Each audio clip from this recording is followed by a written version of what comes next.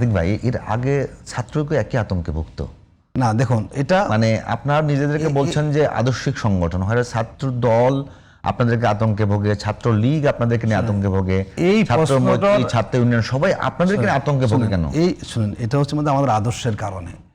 আপনি কোশ্চেন করুন, কারণ ছাত্র শিবির যে জায়গায় একবার অবস্থান তৈরি করে, বাংলাদেশের প্রচলিত যে ছাত্র রাজনীতি যারাই করেন, বাম বলেন কিংবা ছাত্র দল, ছাত্রলীগ বলেন, তার চেয়ে ডিফারেন্ট ছাত্র শিবিরের সংগঠনটা। সেটা কি খারাপ? আমি কি ভালোকে খারাপ দিয়ে পরিবর্তন করে নাকি, মানে ধরুন আপনি যদি খারাপকে ভালো দিয়ে পরিবর্তন? আমি যদি আপনাকে এখন এক্সাম্পল দিই, ধরুন এই 5টা বিশ্ববিদ্যালয়ে হয়তো 1 বছর হয়ে গেল আমরা ইলেক্টেড হয়েছি, কোন একটা বিশ্ববিদ্যালয় আপনি বলুন তো এমন কোন ঘটনা ঘটেছে যেটা ছাত্রদের স্বার্থের পরিপন্থী কাজ হয়েছে, কিংবা এই সংসদের বিপিজিএসরা কোথাও কোনো চাঁদাবাজি করেছে, কোনো অভিযোগ আছে?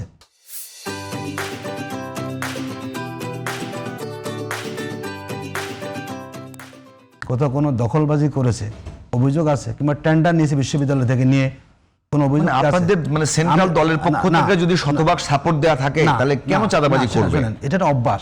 না, অভ্যাস না। আপনাদের ভিপি তার যে বিয়েটা হয়েছে জাঁকজমক ভাবে, আমি বলি সেখানে তো ছাত্র দলের কোনো মানে সভাপতির, সেন্ট্রাল সভাপতি কেন, মন্ত্রীর বিয়েও হয়তো এত জাঁকজমকভাবে হবে না, কারণ তাদের যে মাদার সংগঠন আছে ওই সংগঠন আমি ওইভাবে দেখে না।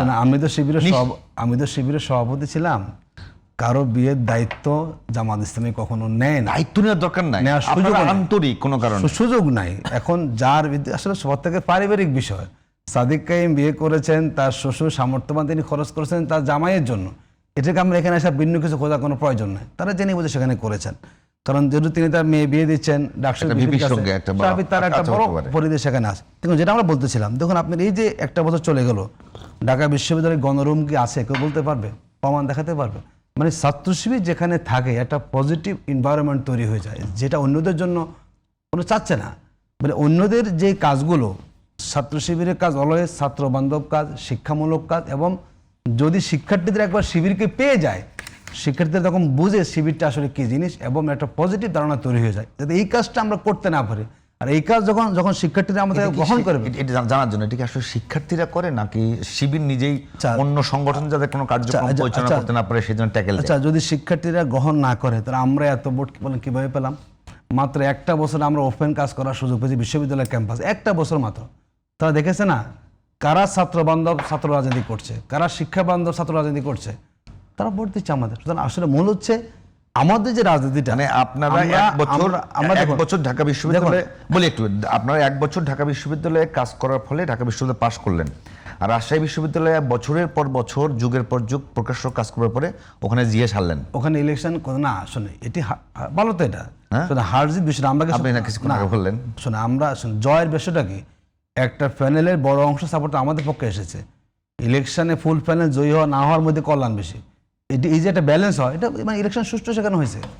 একটা পদ হারানো মানে হচ্ছে ছাত্ররা প্রত্যাখ্যান করা না, মানে ছাত্ররা পজিটিভ, মানে বাকি যদি আমরা এটা প্রমাণিত হয় যে ছাত্ররা যে নেতা তারা শিবিরকে বাছাই করে নিয়েছে, মানে তারা কোনো আবেগে আমাদেরকে ভোট দেয় না, তারা বুঝেছেন। সুতরাং যেখানে ছাত্র শিবির থাকে আসলে সেখানে অন্যদের এই গতানুগতিক রাজনীতি করার সুযোগ থাকে না।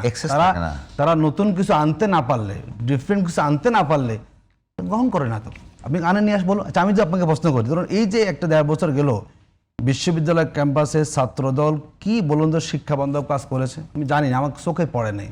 কি গঠনমূলক কাজ করেছে আমাদেরকে দেখান তো। আপনি একটা দল করবেন, খালি দলের পক্ষে স্লোগান দেবেন, ছাত্ররা কি পাচ্ছে, ছাত্রীরা কি পাচ্ছে, কি তার অ্যাক্টিভিটিস এটি কেউ জানে? আসলে আপনি গুগল সার্চ করেন, এখন আমি দেখাবো আপনাকে।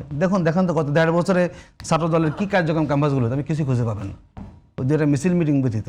আর আপনি শিবিরকে দিয়ে করেন, দেখবেন বহু অভিযোগ কার্যক্রম শিবিরের আসে, প্রত্যেকটা ইভেন্টে শিবির সেখানে ভূমিকা রেখে। তো এই যখন শিক্ষার্থীরা চাচ্ছে ছাত্র শিবিরের কাজগুলো শিক্ষার্থী বান্ধব হওয়ার কারণেই শিক্ষার্থীদের মন জয় ছাত্র শিবির করতে সক্ষম। আর বাকিদের কার্যক্রমগুলো শিক্ষার্থী বান্ধব হওয়ার চেয়ে দলীয় বান্ধবটা বেশি, দলের পক্ষে তাদের সেখানে কথা বলা হয় বেশি, যার জন্য এই পরিবর্তিত বাংলাদেশে এসে শিক্ষার্থীরা সেটাকে গ্রহণ করছে না বলেই ছাত্র সংসদগুলোতে তারা হেরেছে। এবং বিগত 1 বছরের শিবির যে কাজগুলো করেছে, আমি বলেছি এখন গণরুম নাই, গেস্ট রুম নাই, কিছুই তো নাই, কোনো অভিযোগ করছে না কেউ যে আমরা খারাপ আছি।